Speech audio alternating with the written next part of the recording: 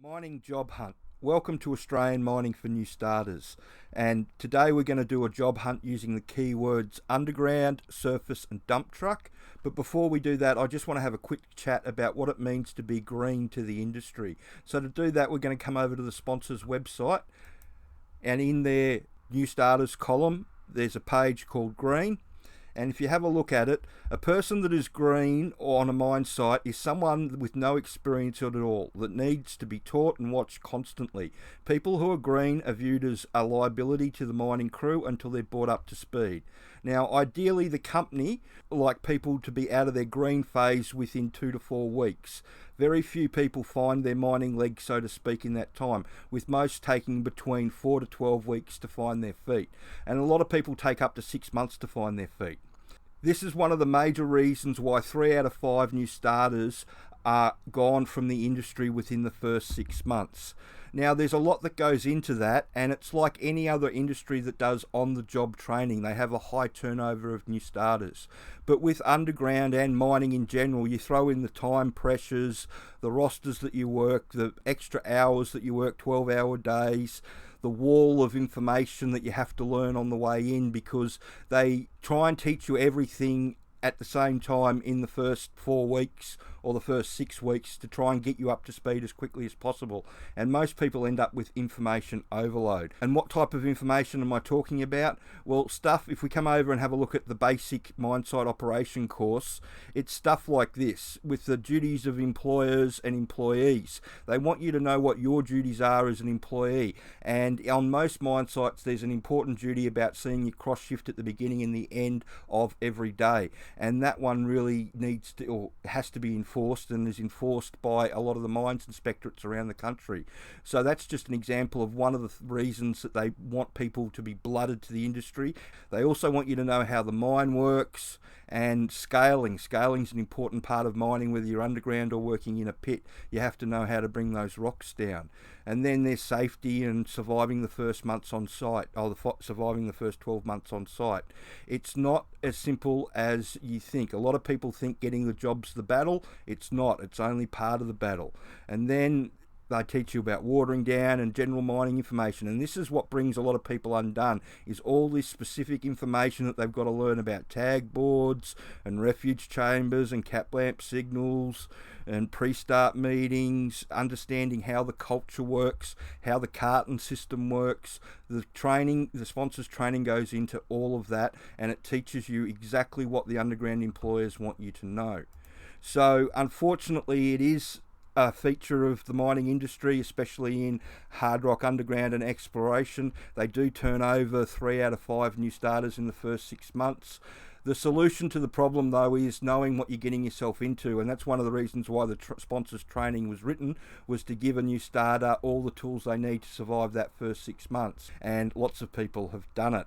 So if we come over to Seek and we type underground in and we give it a spin, we'll see all the jobs come up, and truck operators, everybody's looking for everything. Ruck are looking for truck drivers, and once you've done the sponsors training, all these underground jobs, all these truck driver jobs, we suggest you apply to. Even though they ask for experience, there's nobody around, and people that are nippering at the moment, they're looking for service crew jobs. Same with the truck drivers, they're looking for the next step up the ladder.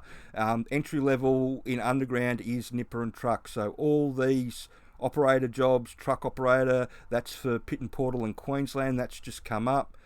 They're just opening up underground mines everywhere. The copper's going through the roof, nickel's going through the roof, all the base metals are on the up, and gold's still trading at a very high level. And you can see that the employers are just looking for everything everywhere. So if we have a look at surface, type surface in, not so many jobs come up, but they're still looking for people. There are a few places that you can get on as a new starter in the surface, but a lot of the the surface operators looking to poach the coal miners. This is a good example. Hamptons are looking for people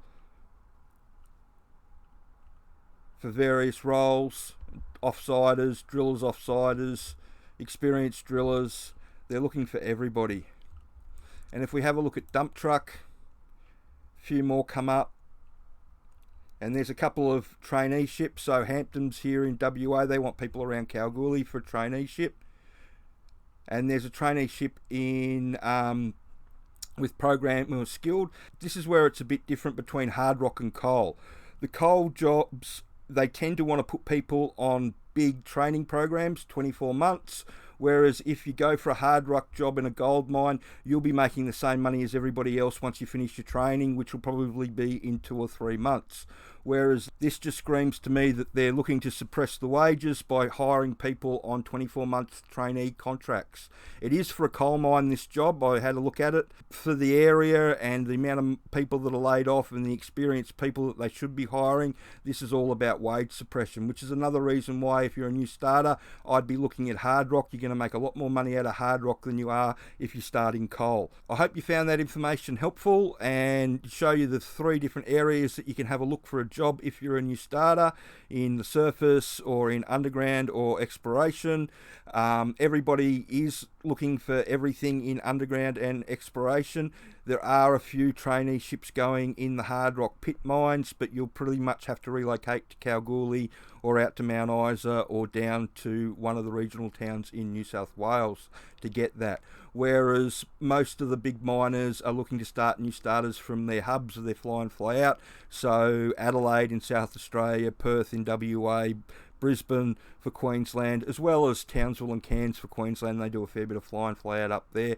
There's no fly and fly out that happens in New South Wales. That's all drive in, drive out, or live on site. But if you've got any more questions that you want answered, just send them through.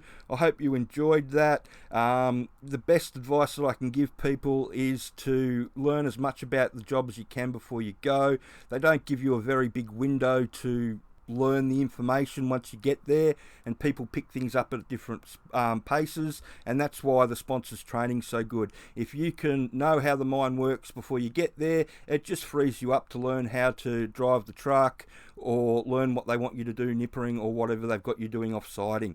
It just takes that out of the equation, and that unfortunately is that learning curve, that steep learning curve that people go through is a big reason why most people fail. And if you can take that out, then you go a long way to not only giving you the tools to get the job, but also the tools to succeed and make a career out of it. So if you can like the video and share it around, that would be wonderful. Thank you.